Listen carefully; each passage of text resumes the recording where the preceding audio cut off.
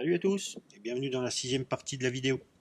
Alors, entre-temps, depuis la cinquième partie, j'ai juste fait hors caméra l'axe de 5 mm de la bielle, donc à monter à force, j'irai à bloc dans la petite bielle. Donc voilà, donc rien là, rien de bien méchant. Et en fait, j'ai fait ça à la solution simplicité, on va dire. C'est qu'en fait, je suis parti d'un forêt cassé de 5. Donc je suis venu couper la queue du forêt, mis à la longueur, pour ajuster un tout petit peu le diamètre histoire qu'il rentre correctement en force. Parce que le trou fait 5, donc 5 dans 5, normalement, ça a du mal à rentrer. Et voilà. Donc, du coup, j'ai mon axe voilà, parfaitement réalisé, tout simplement, rapidement. Voilà. On vient surfacer le bout. Alors, pour le couper, le forêt, donc c'est un HSS, hein, j'allais dire bon marché, voilà, rien de bien sorcier. Pour le couper, j'ai utilisé une petite meule pneumatique, petite meule d'encre pneumatique avec ces tout petits disques là qui sont très fins. Donc en coupant doucement, on arrive sans trop faire chauffer le forêt. Bon, même là, si c'est pas quelque chose qui va forcer énormément de toute façon. Voilà. Donc dans cette partie-là, on va passer aux choses sérieuses, si c'était pas déjà fait, puisque on va s'intéresser aujourd'hui à la fabrication du cylindre. Alors, peut-être du piston, mais c'est pas sûr. Comme je vous ai dit dans l'autre vidéo, je ne veux plus m'avancer. On va faire les choses étape par étape. Donc, on va s'intéresser au cylindre du moteur. Alors, lui qui est en laiton. Alors, je vais juste faire une petite parenthèse sur le laiton et le bronze. Parce qu'on m'a déjà posé la question. Et c'est une question qui revient quand même relativement souvent. La différence entre le bronze et le laiton. Alors, déjà visuellement, on peut comparer les deux. Alors le plus facile étant normalement quand ils sont pas usinés. Donc là vous avez un bout de laiton qui est bien jaune, bien doré, on va dire. Et là, à comparer, un bout de bronze. Alors le bronze c'est typique, vous allez avoir ces lignes. Un petit peu comme ça, mais certainement voilà, surtout des démarcations comme celle-ci, de plus ou moins foncées. Donc ça c'est typique du bronze. Si vous voulez vous retrouvez un jour, trouvez ça dans une caisse, ces deux bouts-là, là il n'y a pas d'erreur à faire. Bronze, laiton. Ça, c'est le plus facile. Alors, après, une fois usiné, c'est déjà un petit peu plus compliqué. Euh, alors, à la caméra, je ne sais pas ce que ça va donner. Parce que déjà, à l'œil, c'est juste, mais enfin. Alors, le bronze va être très brillant, très doré, comme de l'or, on pourrait dire. Hein. Et le bronze, lui, contrairement au laiton, alors, va être très brillant aussi, mais par contre, va être un petit peu, on va avoir des nuances un peu rosées, je dirais presque saumon. Euh, par rapport au laiton qui est bien jaune. Voilà. Euh, Sinon, les copeaux, bon, alors c'est quelque chose. Alors le laiton s'usine très bien. C'est vraiment très tendre, c'est un plaisir à usiner. Le bronze s'usine bien, mais alors c'est quand même relativement dur. Et alors il y a aussi un truc qui peut vous aider si jamais, ben, malgré ça, vous n'avez encore pas trouvé la différence. Ça va être, alors avec l'utilisation du même outil, bien sûr, des mêmes vitesses. Euh, L'usinage du bronze va produire quand même un bruit, euh, un peu de craquement, d'effritement par rapport au laiton où à la limite on n'entend rien de l'usinage. Euh, ça peut aussi aider dans la différenciation. Donc pour les copeaux, alors les deux par contre sont très semblables. Je ai ramassé un petit peu. Donc voilà, ça fait le genre de petits copeaux là tout fin. Voilà, alors qu'ils volent absolument partout, ça c'est une catastrophe. Euh, et puis bon, bah, le gros inconvénient, vous devez certainement vous en douter, c'est même qu'avec le meilleur des aimants, bon, hein. Voilà.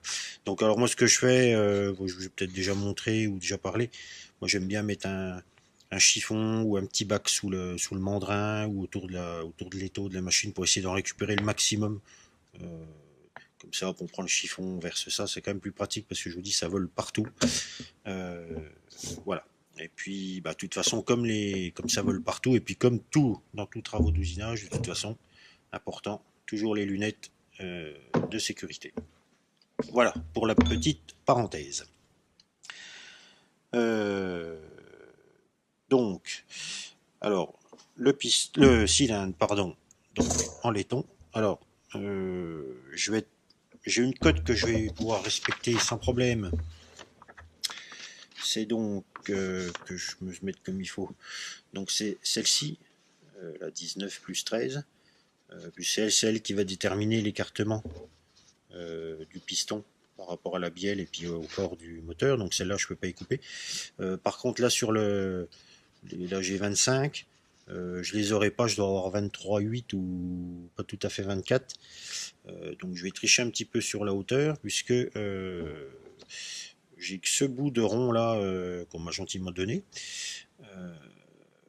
Donc il va être un peu juste, mais j'ai rien d'autre. J'ai pas pu avoir de bout de carré plus gros, mais ça va aller. Au moins il n'y aura pas beaucoup de chute. Voilà. Donc on va déjà commencer par faire, puisque je vais profiter que la chose soit déjà ronde, donc je vais faire le trou de 19, puisque l'alésage du cylindre à 19 mm. Et puis très certainement que je vais aussi profiter d'être sur le tour pour faire la petite collerette ici, avant de passer à l'usinage dans les taux de la fraiseuse. Voilà, donc on se retrouve sur le tour. Voilà, donc c'est parti. Donc on va faire un trou de centre, histoire de guider notre forêt pour pas qu'il se balade partout avant de commencer le trou. Et puis perçage jusqu'à 19, enfin peut-être pas tout à fait 19, puisque normalement, si je dis pas de bêtises, je dois avoir un alésoir de 19 mm. Et à ce compte-là, donc la finition se fera à l'alésoir. Voilà, donc c'est parti.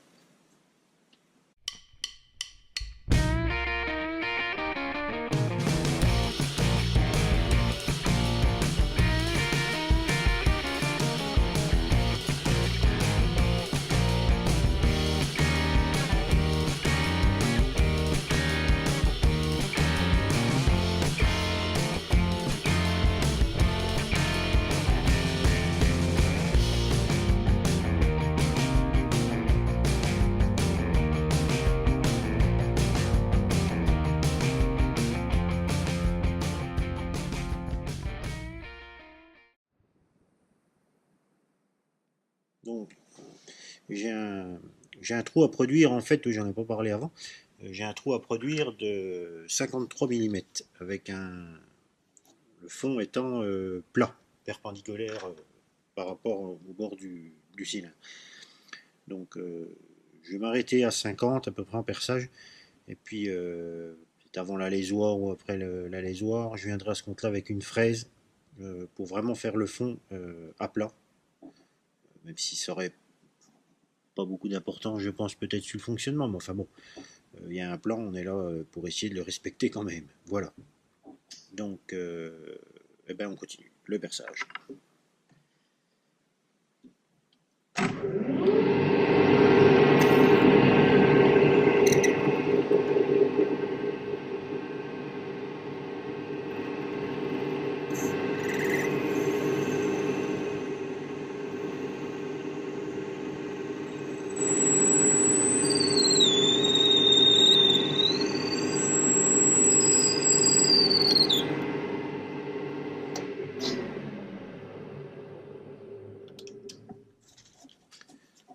Vérifier ma cote.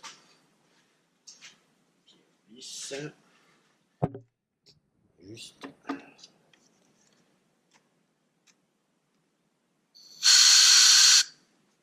Alors tu vois Marco, j'utilise quand même l'air comprimé. Hein.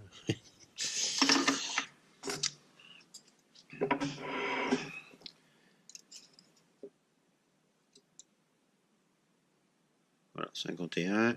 On va laisser comme ça, c'est très bien. Ça, on a un petit peu de rab pour venir faire la finition du trou.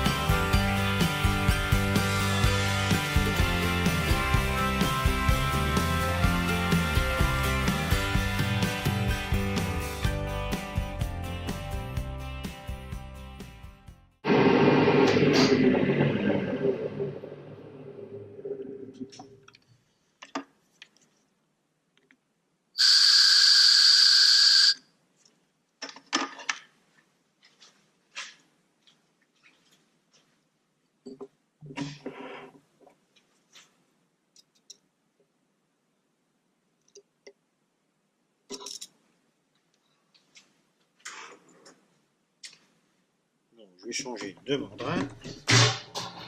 On va passer au code Morse.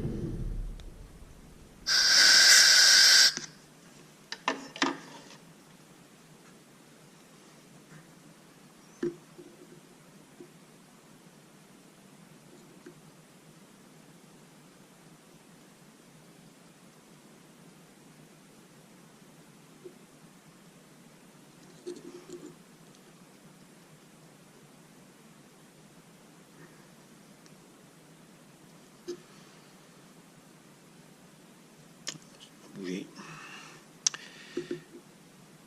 1875, 76, 1870, 1880. Pour un forêt de 1875, on est pas mal. Donc la finition va se faire à la lésoir maintenant.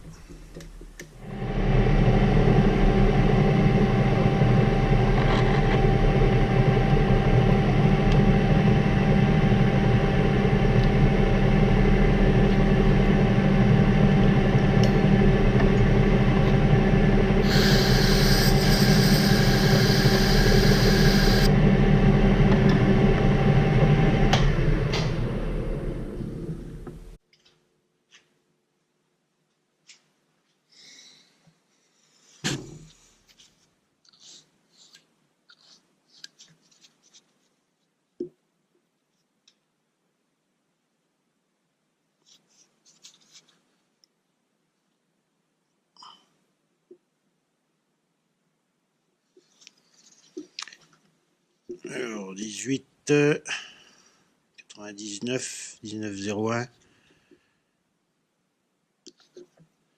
Eh bien, de toute façon on fera le diamètre du piston en fonction du diamètre du cylindre, de l'alisage du cylindre. Maintenant je vais m'occuper du fond du trou.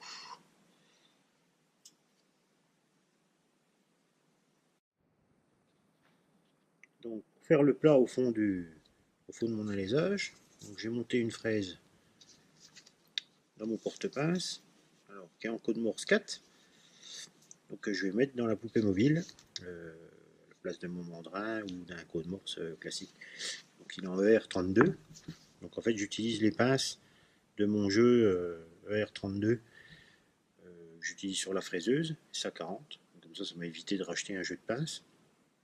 Et puis voilà, donc on met ça dans la poupée. Alors le seul truc c'est que j'ai rallongé en fait avec une grosse BTR là, de 16. J'ai rallongé juste la queue pour pouvoir l'extraire facilement avec la manivelle. Voilà.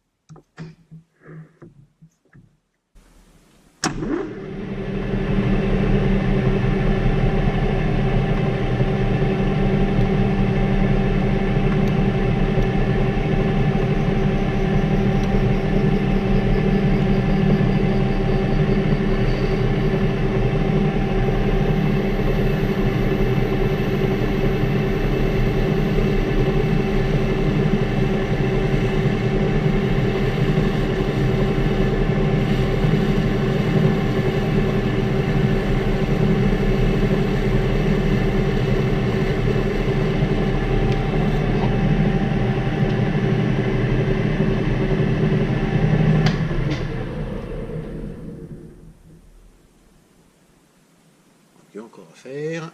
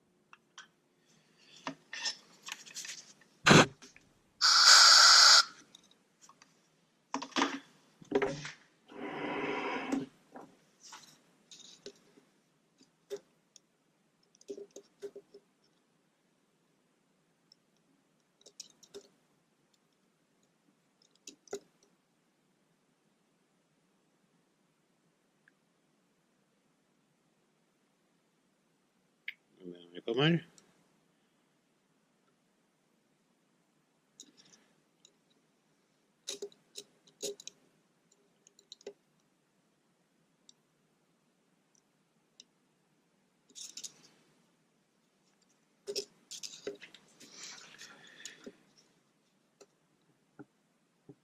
$2,95.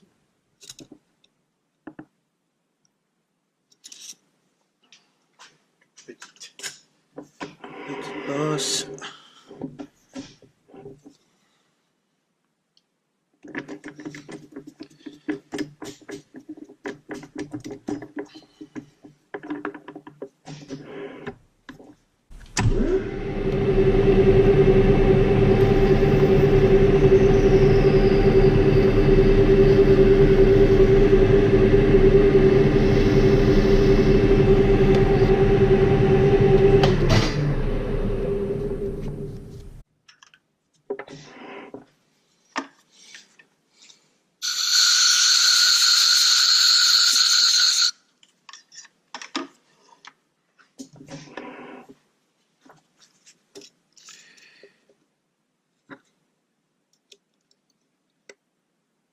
$53,02, $52,99. Très bien.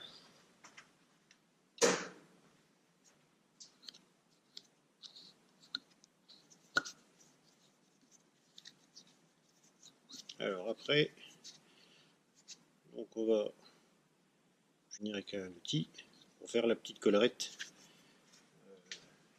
Je l'ai montré tout à l'heure.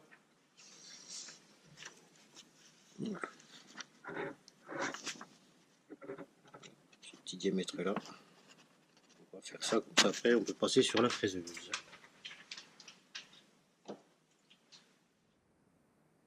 Juste pour vous montrer, et voir déjà le tas de copeaux qui s'est produit. Donc c'est pour ça c'est bien de mettre des chiffons, quelque chose. Parce que quand il faut aller récupérer ça dans les glissières du tour, c'est un grand moment. Voilà.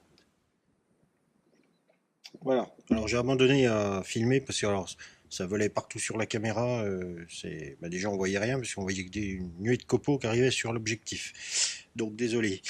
Donc voilà, donc j'ai fait ma petite collerette pour l'alésage. Donc là moi comme j'ai un peu manque de matière, au lieu des 25 théoriques, là j'ai 24. Bon, ça va pas.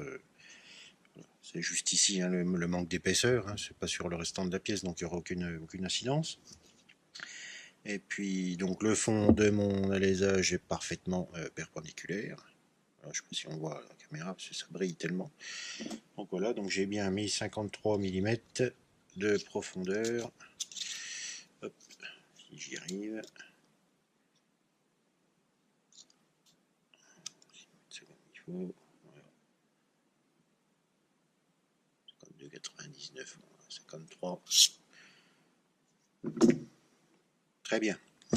Donc on va maintenant passer sur la fraiseuse pour pouvoir, j'allais dire, équarrir le rond de cette façon-là.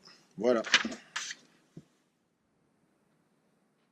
Bon, mon cylindre est bien serré dans les taux, donc j'ai mis une cale enlevée en dessous. Même là, s'il n'y aurait aucune importance, parce que de toute façon, on va déjà faire un premier temps un premier surfaçage, et ensuite on viendra retourner pour être bien à plat, faire l'opposé, et ensuite les deux autres faces. Donc là je suis déjà venu, du coup j'ai monté le tourteau à plaquettes.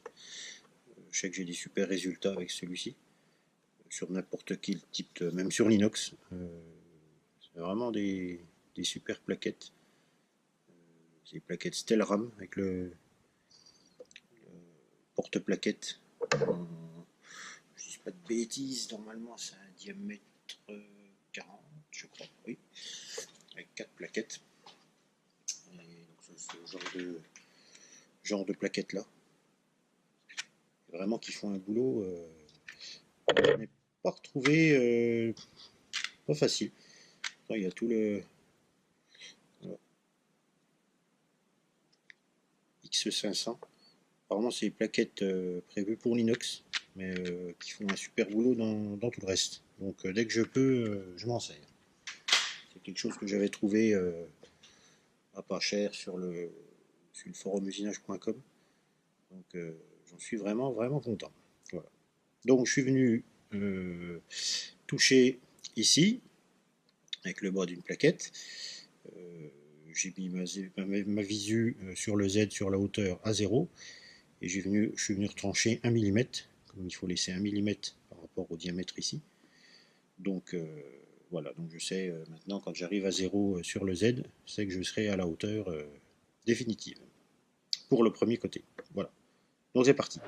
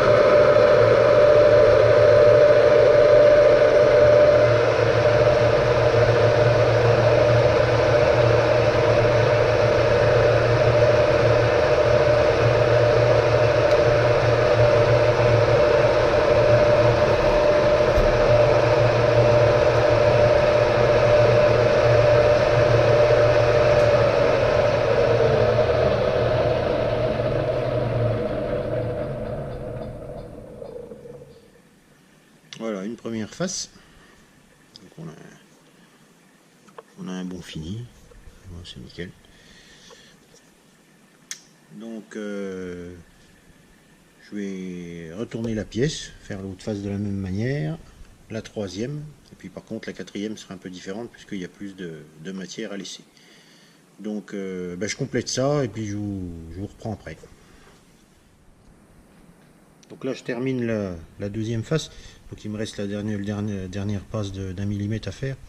Alors quand vous faites un surfaçage, j'ai peut-être déjà dit, mais enfin, vous laissez vraiment passer votre tourteau ou votre fraise jusqu'au bout, jusqu'à la fin. Et vous n'arrêtez pas avant ou revenir en arrière, parce que là vous allez avoir des traces.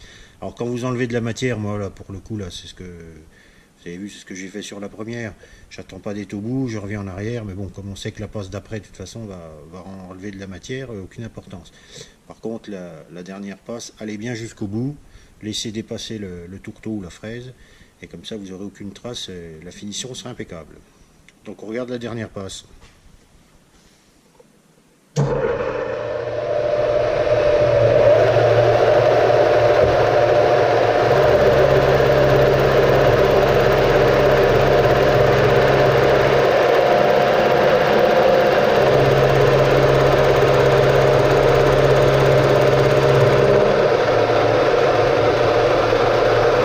C'est fini, mais je laisse aller mon tourteau jusqu'au bout. Et voilà.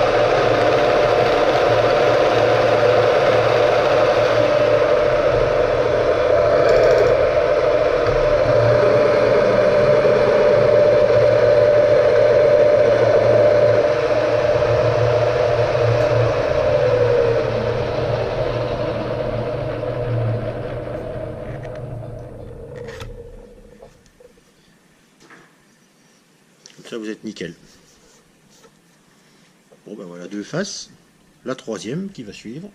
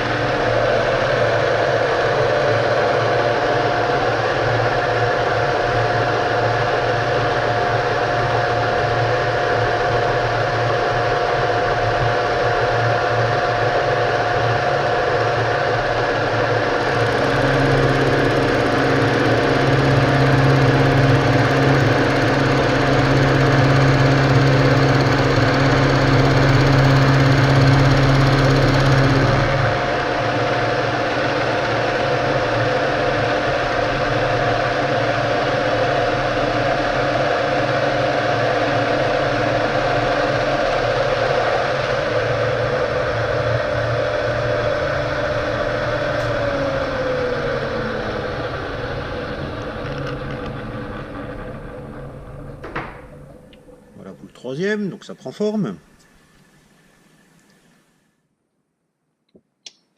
Bon alors voilà, l'usinage en général du cylindre est terminé, pour le plus gros en tout cas.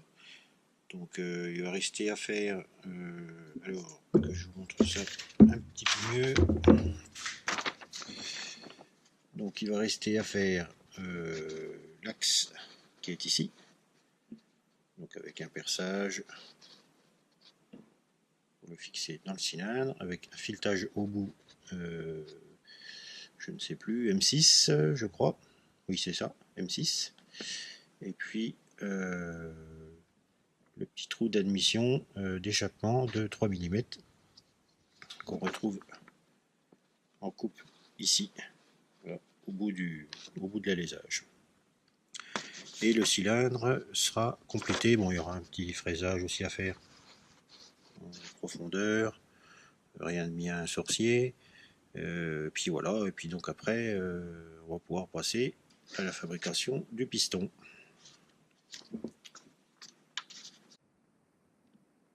Alors juste pour revenir, comme j'avais pas suffisamment de matière sur mon brut, du coup j'ai triché un peu sur les cotes, parce que sinon j'aurais pas pu. C'est à dire que là en fait j'ai enlevé 2 mm de l'épaisseur ici, puisque bah, sinon j'aurais été vraiment dans l'arrondi. Ça aurait pas été il n'y aurait pas une surface de contact, puisque c'est la surface celle-là qui va venir ici. Donc bon, il reste encore 7 mm ici, hein, ça va pas bouger. Et puis du coup, donc forcément, ce que j'ai fait, c'est que je suis venu réduire la partie en bronze ici de 2 mm pour rapprocher la bielle contre le corps, pour que tout ça, donc la bielle après avec le piston, voilà, reste aligné sur le cylindre. Voilà, sinon ça n'aurait pas fonctionné. Donc voilà, c'est juste la petite modif que je me suis permis, enfin, parce que j'avais pas le choix, ou alors après trouver d'autres matières, mais bon, voilà, on fait avec ce qu'on a, et puis bon, ça va fonctionner tout aussi bien il n'y a pas de problème. Voilà. Donc on va finir ça et puis la fin de la vidéo approchera. Voilà. Bon, ma pièce est en place pour le premier trou. Je suis venu aligner la tête donc, avec l'aide du palpeur. J'ai pris mes dimensions. Donc là, je suis en place pour le premier trou. Alors, c'est le trou qui va être au diamètre 6. C'est le trou qui sert à la fixation, en fait, au maintien de l'axe sur lequel va bouger le cylindre, pivoter, on pourrait dire. Voilà, c'est cet axe-là. Ici, on a un trou à faire, on retrouve là, diamètre 6. On voit aussi en coupe du dessus. Donc voilà, donc là, pour faire ça, je vais utiliser une fraise dedans. Donc comme ça, elle sera, c'est plat au fond du trou. C'est une fraise dedans avec coupe au centre. C'est-à-dire qu'on peut descendre dans la matière, alors que d'autres fraises n'ont pas de coupe au centre. Mais enfin, on reviendra dans une autre vidéo sur les différentes fraises, les différents modèles et tout ça. Voilà. Donc on y va. Donc là, il faut que je descende de 5 mm. Voilà, puisque sinon après, je risque de traverser et puis de déboucher dans mon cylindre, ce qui voudrait dire que mon cylindre serait fichu. Enfin, ça pourrait toujours se rattraper, mais bon, on va quand même éviter de percer tout ça. Donc voilà, en fait, c'est un trou qui n'est pas débouchant, celui-ci, alors que le petit trou de 3 mm qui va se trouver là, lui, il sera débouchant, puisque c'est lui qui va faire office d'admission et d'échappement, je dirais, puisque l'air va passer par là. Donc c'est parti. Donc pour faire ça, j'utilise la descente fine sensitive de la tête, et non pas la table de la machine, qui est précise, mais quand même moins facile à doser, je dirais. Voilà.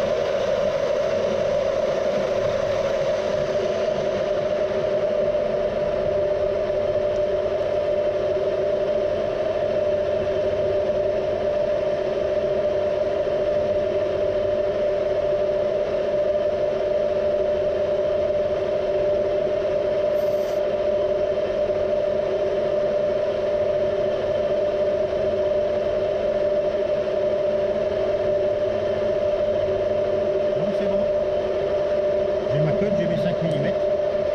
Donc voilà, donc maintenant je vais venir me décaler pour produire le coup de 3 mm. Donc là, pour le coup, avec un forêt, tout ce qui est plus classique. Donc là, je me décale de 19 mm.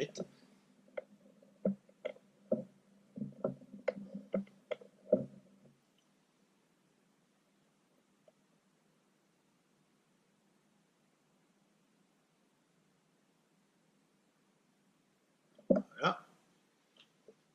On va serrer un petit peu la table. Pour pas que ça bouge. Et on peut y aller. Donc là, c'est un trou qui va être débouchant. Donc il n'y a pas de souci. On peut descendre dans la matière.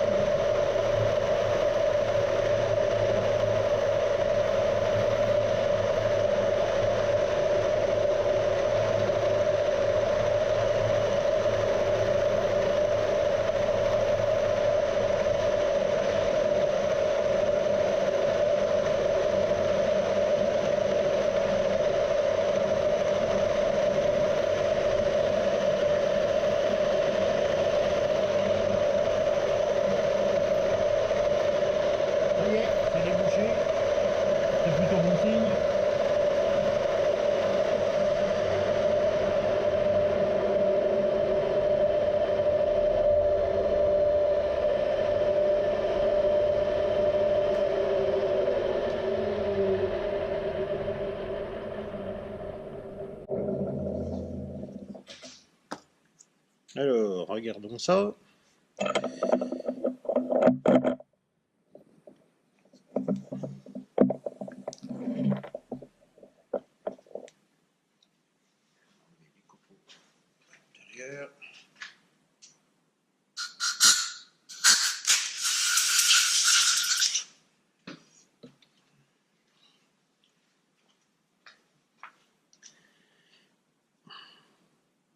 Et voilà.